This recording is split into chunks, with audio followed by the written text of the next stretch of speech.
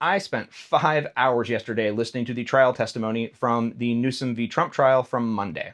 I am just going to try to hit a few of the high points, though. The big issue is that the military cannot be used to enforce domestic laws. Domestic meaning American.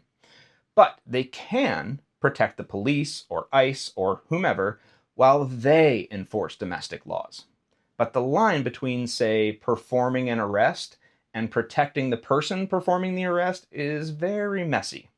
So there were a few lines of questioning in the trial that I want to point out. First, there were questions about kind of what actually happened on different days and at different times, trying to nail down the facts. Two, when should the military be deployed to protect federal law enforcement?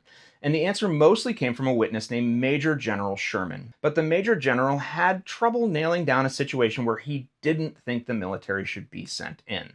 Like if there was an assessment of zero danger, or if the agents were enforcing a tax law.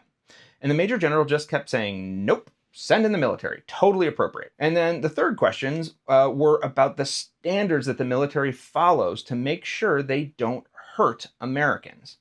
Because hanging kind of over this trial, and referenced several times, is the specter of the deployment in DC, and the chance that these deployments could become more and more frequent in the future.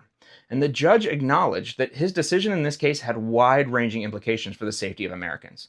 So, when does the military in a domestic situation on American soil go from standing there looking intimidating to fixing bayonets?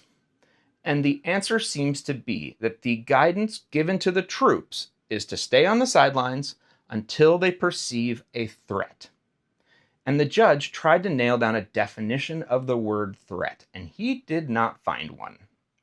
The answer seems to be that whomever is in charge in the field gets to decide when there's a threat. I believe Major General Sherman will be back as a witness for the defense as well, so it's likely he'll clarify these answers a little bit on the second day.